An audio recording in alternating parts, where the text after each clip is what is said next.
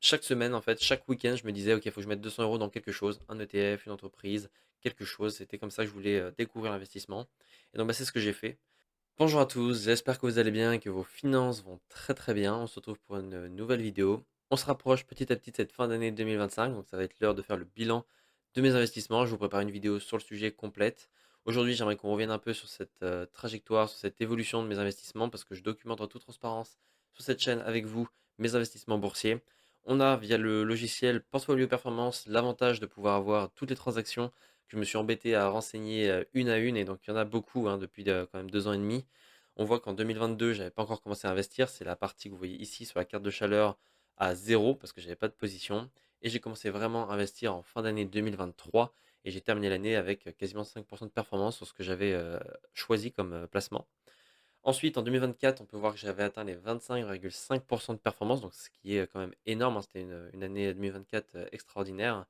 L'année 2025, malheureusement, comme vous pouvez le voir, on n'a pas atteint le même niveau. On est descendu à 10,6% de performance, donc c'est quand même très bien, mais c'est quand même pas du tout au niveau de l'année 2024. On va y revenir. Aujourd'hui, j'aimerais revenir sur les différentes positions que j'ai aujourd'hui dans mes différents portefeuilles. Alors, je vous le savez, j'investis dans différents courtiers. On a notamment la plateforme DeGiro, Boursobank et Interactive Broker qui ont toutes un rôle différent, mais j'y reviendrai dans ma vidéo bilan, qui sont toutes en positif pour cette année 2025. Mais on va revenir dans les détails, surtout sur les positions que j'ai eues, avec les différents rendements que j'ai eu pour chacune. Et l'avantage de m'être embêté à renseigner toutes ces transactions sur Portfolio Performance, c'est que maintenant je peux vous montrer très visuellement tous mes achats et reventes que j'ai fait sur mes positions. On va le faire notamment avec l'entreprise Michelin, qui est la toute première action que j'ai rajoutée dans mon portefeuille en 2023. Je l'ai revendue un an après, en 2024, en septembre 2024. Et vous le voyez sur le graphique juste en dessous. Le petit triangle vert, c'est quand je l'ai acheté. Et en rouge, c'est quand je l'ai vendu. Et on voit que je suis sorti là sur le graphique avec 21,54% de performance. Donc c'était une bonne première expérience. Alors bien sûr, j'ai fait d'autres achats depuis, hein. J'ai pas, je l'ai maintenu quand même un an dans mon portefeuille. Je l'ai revendu parce que je sentais des débuts de tension avec notamment des usines qui fermaient, avec des manifestations des employés qui annonçaient des plans de licenciement, etc. Donc voilà, je m'en suis séparé et on voit que depuis, l'entreprise n'a cessé de baisser. Donc voilà, je pense que je suis sorti au bon moment pour cette entreprise.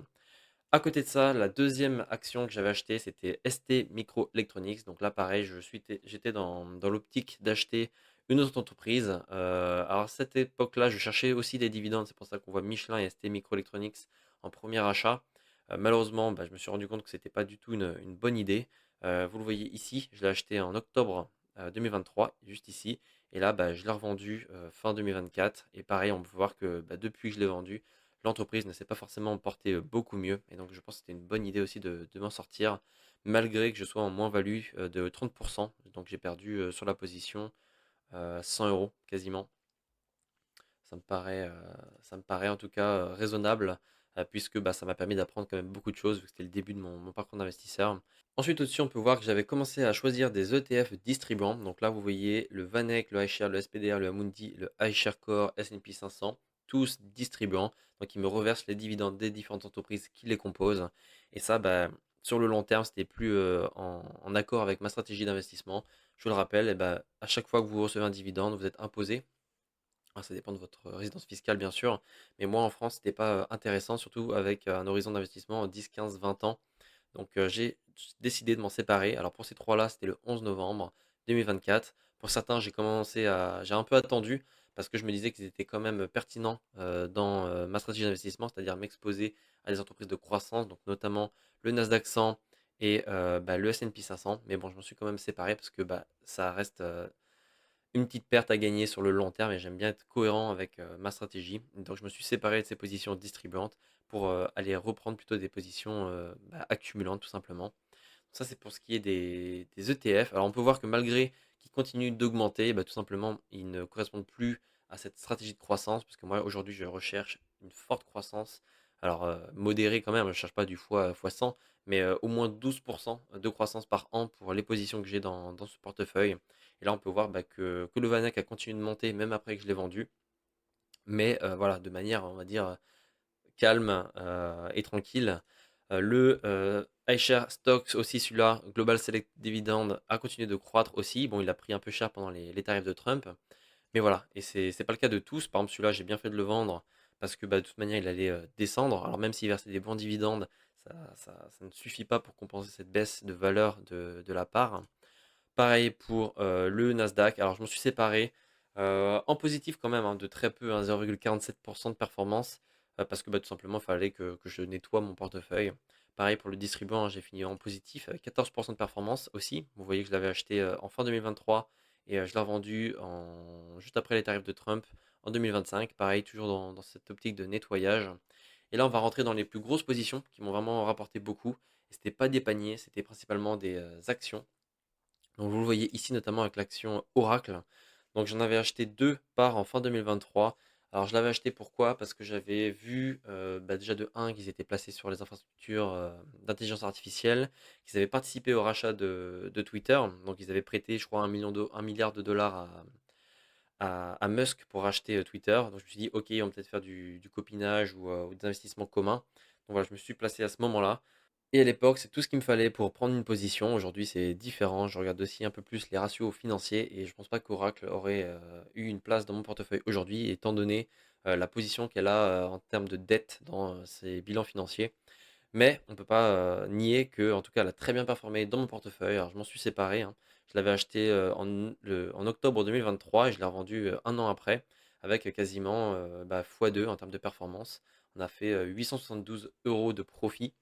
Donc c'était, une très, très bonne position pour moi et je m'en suis séparé parce que, bah, j'avais trouvé qu'elle avait eu vraiment une valorisation qui était devenue, incontrôlable. On avait vraiment, quasiment, x2 en termes de valorisation de l'entreprise. Et je me suis dit: «Ouh là, peut-être que les gens s'excitent un petit peu», et donc bah, il est temps pour moi de verrouiller mon bénéfice et donc c'est ce que je lui ai fait. Vous le voyez dans le triangle rouge ici, je l'ai vendu et on voit que, bah, elle a continué de monter, hein, jusqu'à un pic de quasiment 300 donc j'aurais pu faire x3, on peut parler comme ça, mais pour moi la réalité était de verrouiller un peu ce bénéfice et on voit qu'aujourd'hui, bah, elle est redescendue, au prix en dessous du prix auquel je l'ai vendu. Donc voilà, sur le long terme, on ne peut pas vraiment savoir ce qui va se passer. Par contre, on peut se sécuriser en vendant ses positions quand on sent que, bah, l'entreprise est complètement, en dehors des clous. Et en plus, comme je le disais, j'ai commencé aussi à comprendre un peu ce qu'il y avait dans les bilans financiers des entreprises. Et quand j'ai vu, bah, qu'aujourd'hui je ne l'apprendrai plus, et bah, pour moi, voilà, il fallait aussi que je m'en sépare, tout simplement, pour être cohérent avec ma vision des entreprises. Donc c'est ce que j'ai fait. Et on peut voir, bah, que pour l'instant, c'était une bonne position, un bon choix. Ensuite, l'entreprise BlackRock, toujours dans cette même optique, hein, j'étais juste en mode, chaque semaine, en fait, chaque week-end, je me disais: «OK, il faut que je mette 200 euros dans quelque chose, un ETF, une entreprise, quelque chose». C'était comme ça que je voulais découvrir l'investissement. Et donc, bah, c'est ce que j'ai fait. C'était vraiment cette optique-là. Chaque week-end, je devais choisir une position, une nouvelle position. Et donc, c'est ce que j'ai fait. Je m'y suis tenu. Et donc, bah, j'ai choisi BlackRock, voilà, entreprise financière qui a un peu des investissements partout dans le monde, en fait, hein, qui a beaucoup, beaucoup, beaucoup de pouvoir financier. Alors pareil, j'ai pris, un bon bénéfice aussi, hein, 16 de performance, 206 €, voilà. Visa aussi, j'ai pris, des positions, je les ai revendues et on peut voir que depuis que j'ai vendu aussi, ça a continué de baisser donc c'était un bon choix, je pense aussi de m'en séparer. On a un ETF HSBC MSCI World, qui était l'un des derniers, ETF qui restait, dans, mon compte de Giro. Je m'en suis séparé après 3 de performance, toujours parce que, bah, c'était un ETF aussi distribuant. C'était l'un des derniers qui me restait. Donc je m'en suis séparé. D'ailleurs, faites pas attention au triangle ici, c'est que j'ai pas mis le bon fournisseur de données, tout simplement. Ensuite, on a sur mon PEA, donc j'avais le MSCI World Swap, sur Boursorama, qui avait un avantage, c'était qu'on avait 0 € de frais de transaction sur cet ETF. Alors après, Boursorama a changé les règles, hein. Maintenant, il faut investir minimum 500 euros dans cet ETF, hein, si vous voulez avoir l'avantage fiscal des 0 € par transaction. Donc, moi, c'est pas pour ça que je m'en suis séparé. Je m'en suis séparé tout simplement parce que bah, je commençais à avoir plus de connaissances en termes de finances et en termes d'objectifs. Je savais de plus en plus ce que je voulais. Et juste prendre au hasard un gros panier d'entreprises diversifiées dans le monde, bah, c'était plus assez pertinent pour moi parce que je voulais bah, toujours cet objectif d'avoir 12 de performance. Chose que je ne pensais pas pouvoir atteindre avec le MSCI World Swap. Et aujourd'hui, bah, je ne pense pas qu'il l'ait atteint non plus. Alors il a toujours, des performances, hein, mais voilà, pour être cohérent, il fallait que je m'en sépare. Novo Nordisk, alors là, on arrive avec ma plus grosse perte, depuis que j'ai commencé cette aventure d'investissement. On a quasiment atteint les 500 euros de perte. Là, c'est en dollars, 584 dollars de perte, soit moins 57% de performance en termes de rendement sur l'entreprise. On va voir ce que ça va donner pour cette entreprise. Étant donné que je l'avais acheté beaucoup trop cher, vous le voyez ici sur le graphique, je l'avais acheté malgré qu'elle avait déjà commencé à baisser à ce moment-là. Donc je me suis dit, il y a peut-être une porte d'entrée, mais visiblement, c'était pas suffisant. Et ça, c'est une autre leçon que j'ai apprise, c'est que c'est pas parce que ça tombe que ça peut que remonter. Bien sûr, il faut aussi regarder l'état de l'entreprise d'un point de vue structurel. Alors financièrement, elle était très bien. C'est un peu ça qui m'a un peu piégé. C'est surtout d'un point de vue structurel. Donc il y avait le CEO qui avait été viré. Voilà, en fait, beaucoup d'incertitudes aussi au point de vue des frais médicaux aux États-Unis. Enfin, il y a plusieurs choses qui faisaient que, bah, il y a trop d'incertitudes. Et donc là, bah, l'entreprise est peut-être partie pour plusieurs années de baisse ou de stagnation. Et donc, bah, moi, il fallait que je prenne une décision et que bah, j'accepte d'avoir fait cette erreur. Et donc, bah, c'est pour ça que je voulais documenter sur cette chaîne assez récemment aussi, hein, cette vente. Et à côté de ça, on arrive dans les positions qui sont toujours là et qui sont pour moi bah, cohérentes avec ma stratégie d'investissement long terme. Donc nous avons cet ETF du iShares Core Emerging Market. Et donc là, bah, l'objectif, c'est de diversifier au-delà des États-Unis, hein. Je vous l'ai déjà montré sur Finery. Je suis quasiment à 50% d'exposition aux États-Unis. Et dans une optique d'investissement long terme, il faut prévoir aussi des billes dans d'autres secteurs géographiques, hein, d'autres environnements géographiques. Donc on va voir. Moi, je tente cela. Pour l'instant, ça se passe plutôt bien. On verra. On a Adobe aussi à côté de ça, qui est en positif aussi. Je l'ai prise très récemment en octobre 2025. L'entreprise avait pas mal baissé. On verra ce que ça donne aussi. À côté de ça, Microsoft, Google. Google aussi qui a des très bonnes performances hein, récemment. Je crois qu'on est quasiment à 80% de performance pour ceux qui ont acheté vraiment dans le creux. Euh, à côté de ça, iShare Core Eurostock 50 que j'ai aussi acheté dans mon PEA. Toujours dans cette optique de diversification géographique. Donc là, cette fois, je m'expose aux 50 plus grandes capitalisations européennes. À côté de ça, on a LVMH hein, qui a performé très très bien. Là, j'ai vraiment eu de la chance parce que vous le voyez sur le graphique juste en bas, pardon. Je l'ai vraiment acheté dans le creux en fait. J'ai vu qu'elle était à un prix qui était vraiment très très bas, hein. Ça faisait quasiment 3-4 ans qu'on n'avait pas atteint ce prix-là. Donc je me suis dit, c'est comme une entreprise qui a des fondamentaux et des résultats financiers solides. Voilà, il y a un moment, je pense qu'elle va remonter.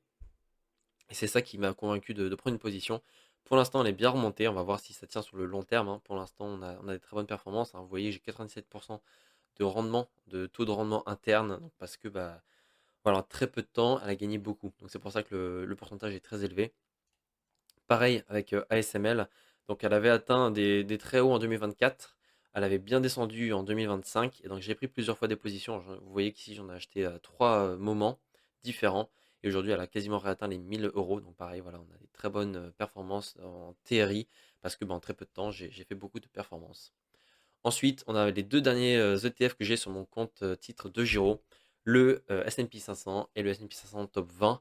Je les ai achetés le même jour et donc c'est pour ça que c'est intéressant de voir les différences de performance entre les deux. Et là, vous le voyez, bah, tout simplement, on a 48% de performance sur le top 20, donc les 20 plus grandes entreprises du S&P 500, hein. Donc j'expose complètement aux États-Unis avec ces ETF. Et le S&P 500 qui est lui plus diversifié, donc 29% de performance et que je compte conserver. Vous voyez ici les périodes d'achat, notamment pendant les tarifs de Trump. J'ai pris deux positions. Alors, je ne l'ai pas pris au plus bas cette fois, mais bon, on voit que pendant la baisse, j'ai quand même profité pour en acheter. Maintenant, c'est reparti. On va voir ce que ça va donner pour le futur. Dites-moi ce que vous en pensez. Est-ce que vous êtes bien performé en 2025? Pour ceux qui veulent commencer à investir, il y a des liens de parrainage pour les divers courtiers et solutions que j'utilise. N'hésitez pas à vous abonner pour suivre cette aventure. Je vous tiens au courant pour le bilan de cette année 2025. Prenez soin de vous, prenez soin de vos finances et on se dit à très bientôt. Salut.